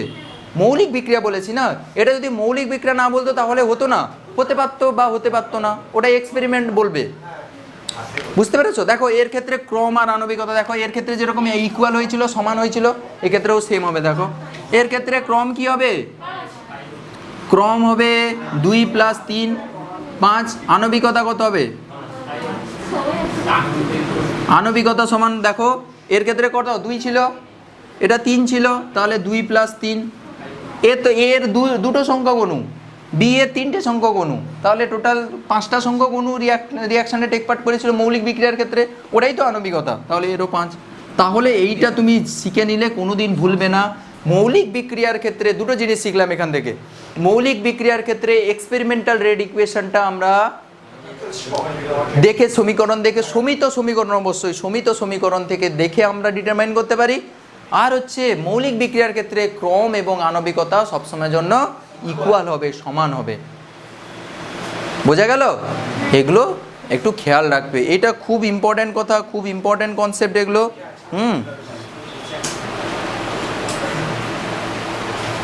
এই জন্য সব লেখা আছে ওখানে, মৌলিক বিক্রিয়ার ক্ষেত্রে আণবিকতা সমান বিক্রিয়া সামগ্রী কম। এরপরে ক্রম এবং আণবিকতার পার্থক্য দেওয়া আছে, খুব ইম্পর্ট্যান্ট। স্টার্টার মেরে রাখো 12 সব রাতের সব তারাকে নিয়ে চলে আসো এখানে বইতে। হ্যাঁ বই শেষ হয়ে যাবে, হোক হোক কি আছে, সব তারাকে নিয়ে চলে আসো, দিয়ে স্টার মেরে দাও ওখানে। আচ্ছা এরপরে হচ্ছে বিক্রিয়ার ক্রিয়া কৌশল, রাসায়নিক বিক্রিয়ার ক্রিয়া কৌশল বা রিয়াকশন মেকানিজম। এই কথাটার সঙ্গে তোমরা ফ্যামিলিয়ার হয়েছো, আর কিছু হোক নাই হোক এনকেটির কাছ থেকে এইটা ফ্যামিলিয়ার হয়েছে যে রিয়াকশন মেকানিজম, স্টাইলে একটু মেরে দিলে আর কি, রিয়াকশন মেকানিজম, আরে এটা তো রিয়াকশন মেকানিজম, এটা এরকম হবে।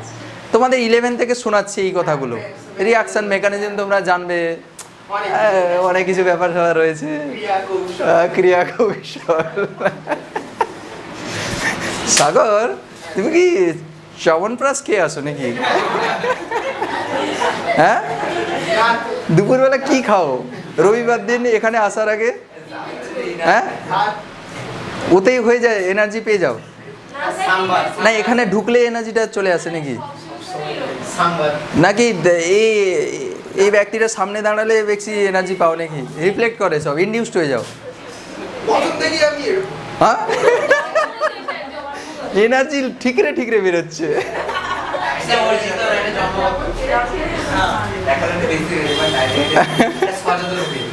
না আমি জানি, বা রোহন আমি জানি, বাট এত বেশি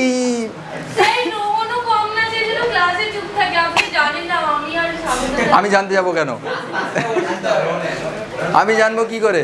আমি জানবো কেন বাথরুমে ও জল ঢালে না বালতি মাথায় ঢুকিয়ে বাজায়?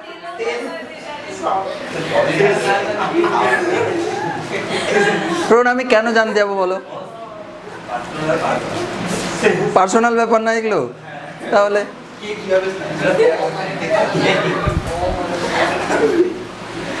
ওকে। এরপরে হচ্ছে রিয়াকশন মেকানিজম বা হচ্ছে বিক্রিয়ার ক্রিয়া কৌশল।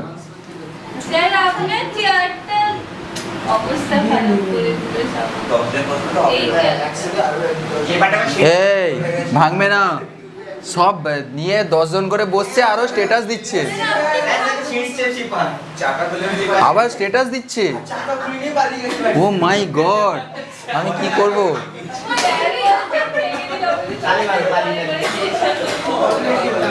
আমাকে বলছে স্যার, একজন বলছে আর কি, বলছে স্যার ভাঙেনি, বাট আপনি যদি বলেন দায়িত্ব নিয়ে ভেঙে দিতে পারি।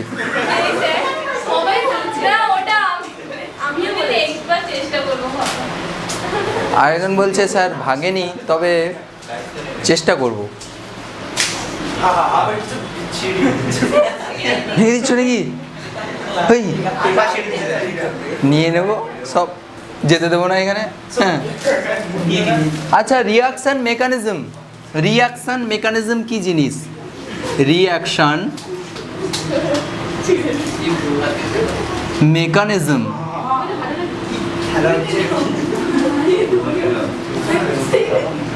এই জন্য আমি আরটাকে চেয়েছিলাম আমার নামের প্রথমে, এত স্টাইলে আরটাকে লিখবো বলে। যা নাই না, কি করবো, এম একটা তাও আছে। মোম এটাকে অ্যাডপ্ট করে নেবে তো, এই এমটাকে। হবে না মনে হচ্ছে, চেষ্টা করবে। ওটা তো পারবে না, ওর ও এম আছে সামনে, পারবে না। এনটা আমার, এনটা আমি লিখি, বাট সবসময় লেখা যায় না এরকম।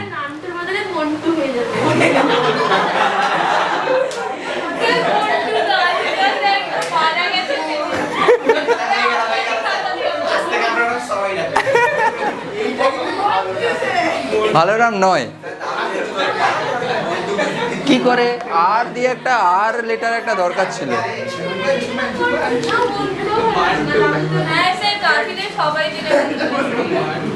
সবাই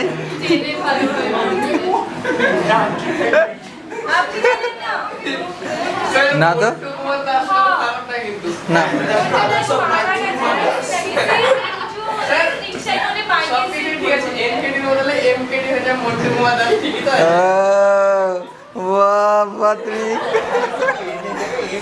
ও কোথায়?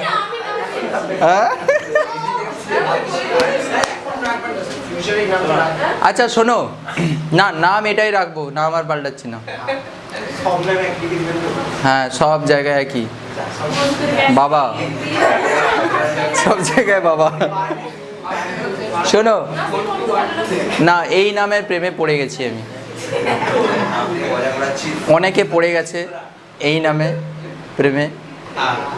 সুতরাং এই সাগর কি বলছো? হ্যাঁ আমাকে বলো, কি বলছো? হ্যাঁ লুকিয়ে লুকিয়ে থাকে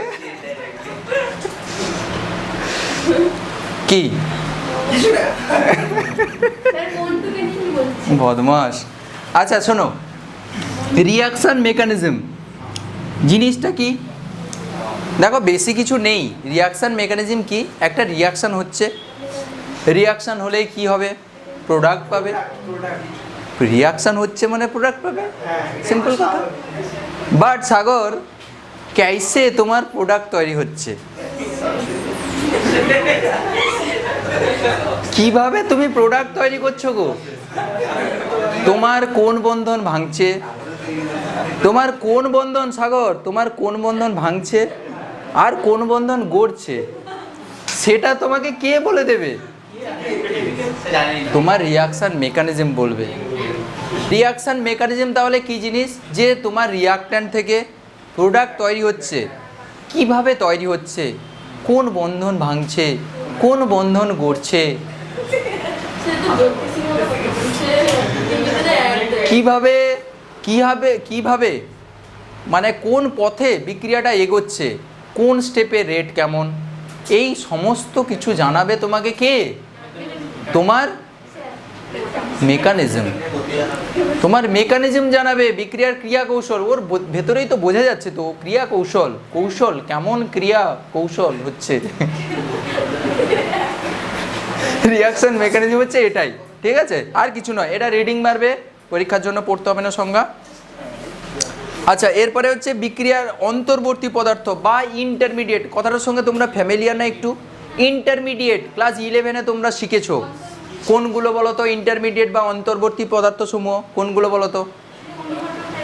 না, ইন্টারমিডিয়েট বা অন্তর্বর্তী পদার্থগুলো কোনগুলো? কার্বোক্যাটায়ন, কার্বোঅ্যানায়ন, মুক্তমূলক, এগুলো সব ইন্টারমিডিয়েট আমরা বলেছিলাম না?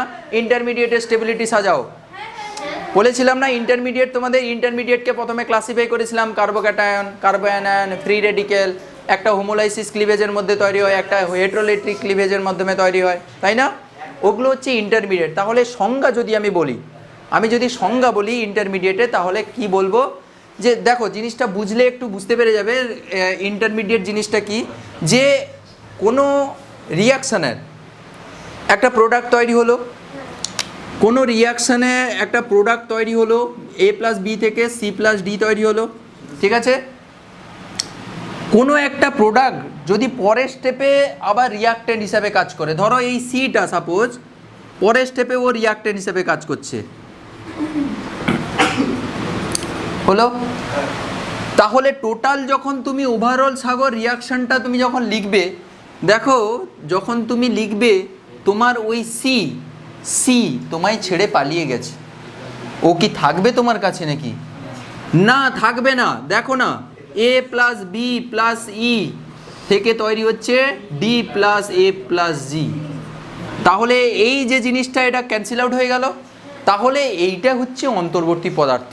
এটা আমি ইকুয়েশনের মাধ্যমে দেখালে তার সংজ্ঞাতে কি বলবো, যে কোনো একটা রাসায়নিক বিক্রিয়ার কোনো একটা ধাপে উৎপন্ন পদার্থ যদি পরের স্টেপে অন্য একটা ধাপে যদি সেটা আবার বিক্রিয়ক পদার্থ হিসাবে কাজ করে, এবং ওভারঅল যে সমীকরণের ইকুয়েশানে, ওভারঅল ইকুয়েশানে ওটাকে দেখতে পাওয়া যাবে না, ওটার এক্সিস্টেন্স থাকবে না, এই রকম পদার্থকে বলা হচ্ছে অন্তর্বর্তী পদার্থ বা ইন্টারমিডিয়েট। তাহলে এখানে ইন্টারমিডিয়েট কে?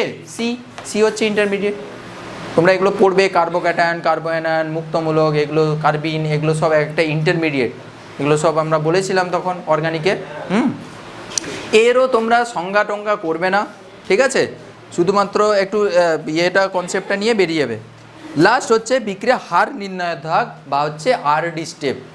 আরডি স্টেপ এটাও তোমাদের একবার মনে হয় বলেছিলাম। আরডি স্টেপ বলতে কি বোঝাচ্ছে? RD RD RD R and D নয়, অনেক আরডি। আরডি হচ্ছে রাহুল দেব বর্মন। লজ্জা দিচ্ছিস কেন রে বাবু? আর অ্যান্ড ডি মানে হচ্ছে রিসার্চ অ্যান্ড ডেভেলপমেন্ট, আর ARD ছোটো হাতের RD মানে হচ্ছে rate determining step, RD step. RD step বা রেট ডিটারমিনিং স্টেপ কি বলছে? কোনো রিয়াকশান যখন একাধিক ধাপে সম্পন্ন হবে, ঠিক আছে, সবচেয়ে স্লো ধাপটা, সবচেয়ে যে ধাপটা স্লো রেটে হবে সেইটাকে বলা হচ্ছে আরডি ধাপ, আরডি স্টেপ বা হচ্ছে রেট ডিটারমিনিং স্টেপ বলা হচ্ছে, বা যাকে বলা হয় হার নির্ণায়ক ধাপ। তাহলে হার নির্ণায়ক ধাপ কাকে বলা হবে? যে যদি কোনো রিয়াকশান একাধিক ধাপে যদি সম্পন্ন হয়, তাহলে যে ধাপটা সবচেয়ে স্লোতে হবে, সবচেয়ে ধীর গতিতে হবে, সেইটাই হচ্ছে রেট ডিটারমিনিং স্টেপ বা হচ্ছে হার নির্ণায়ক ধাপ, যাকে ইংরেজিতে ছোট করে বলা হয় আরডি স্টেপ। আর মানে হচ্ছে রেট, ডি হচ্ছে ডিটারমিনিং। আরডি স্টেপ এরকম করে লেখা হবে, দেখবে RD step, rate determining step, হার নির্ণায়ক ধাপ। তাহলে তুমি দেখবে রেট ডিটারমিনিং স্টেপ থেকেই জেনারেলি আমরা সব রেট টেটগুলো বের করব।